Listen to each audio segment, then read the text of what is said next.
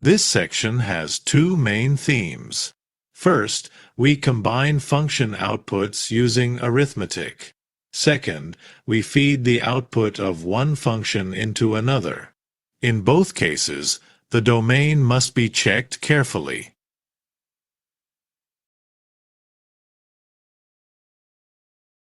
Arithmetic operations act on the outputs of two functions. For sums, differences, and products, both original functions must be defined. A quotient adds one more restriction. The denominator output cannot be 0.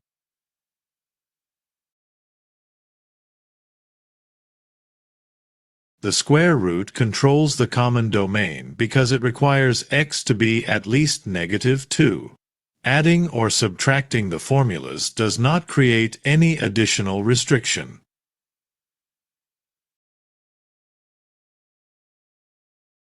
The product keeps the common domain. For the quotient, x equals 1 makes the denominator 0, so we remove it. This is why the quotient has two separate intervals.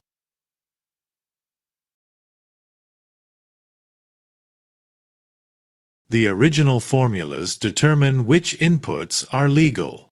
Here the square root requires x at least -1, and the rational function excludes 2. Those restrictions must survive any later simplification.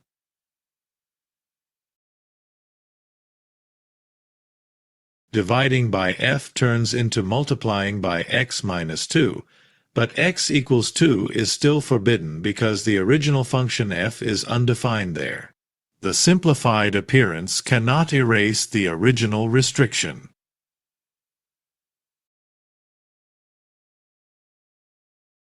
When function values are already known, operate directly on those outputs.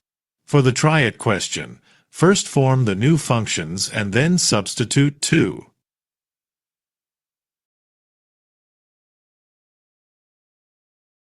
A total cost function combines fixed and variable costs. Profit is revenue minus total cost. The sign of the result tells us whether the company earns money or experiences a loss.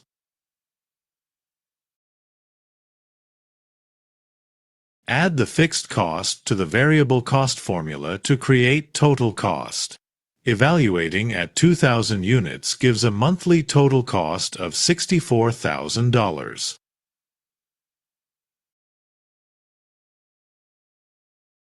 Profit equals revenue minus cost. Parentheses around the entire cost function are essential because the subtraction changes the sign of every cost term.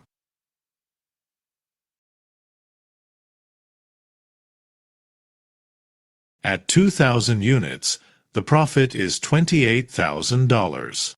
Remember to distribute the negative sign to every cost term. Sign errors are terrible employees, but they keep showing up uninvited.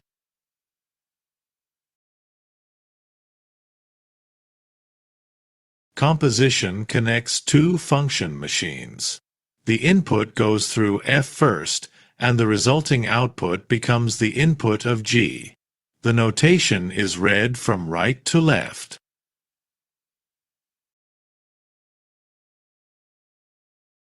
Work from the inside out. Identify which function acts first, substitute its entire output into the outer function, and only then simplify.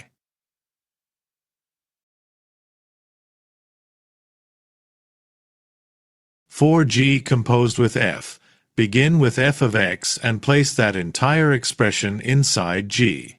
After simplifying the radicand, the result is the square root of x squared plus 1.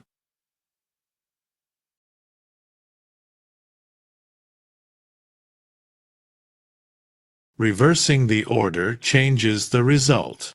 In this final version, we deliberately keep the square root expression visible because it preserves an important reminder about the domain.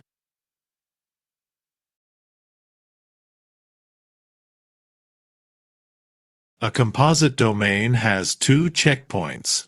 The original input must be legal for the inner function, and the inner output must be legal for the outer function.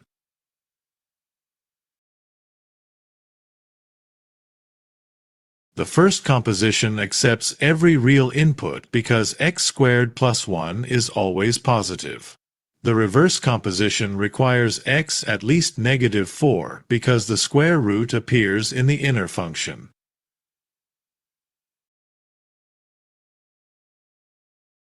Simplification can hide the source of a restriction. Always determine the composite domain from the original functions before trusting the appearance of the final formula.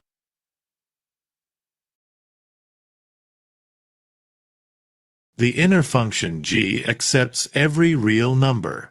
Its output never makes the denominator of f equal to 0 because x squared plus 1 is always positive.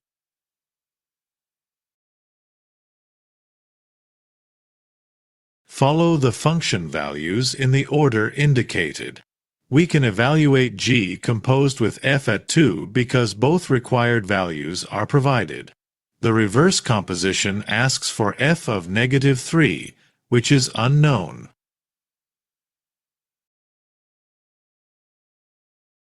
This try-it problem compares the two possible orders. Compute each composition separately. The results will show once again that changing the order usually changes the function.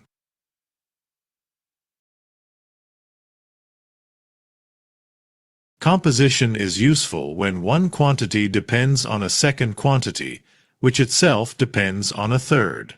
Here time determines the number of units, and the number of units determines cost.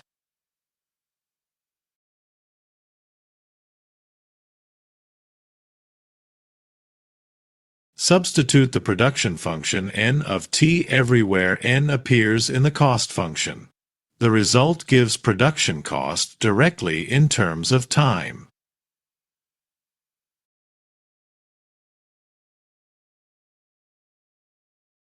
Evaluating the composite function at 5 gives a predicted production cost of $1,664.80. The composition has successfully skipped the intermediate calculation as a separate step.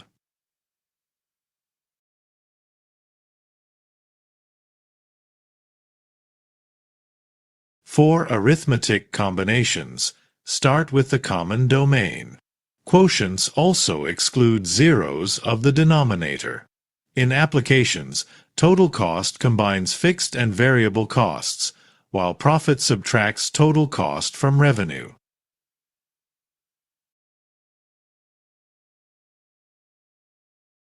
Composition is a sequence of functions, read from right to left. Always check both domain conditions, and remember that reversing the order usually creates a different function.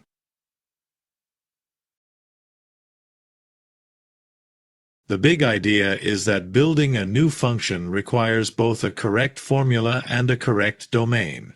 Wisdom of the day. In composition, order matters, and the middle step should not lose the domain.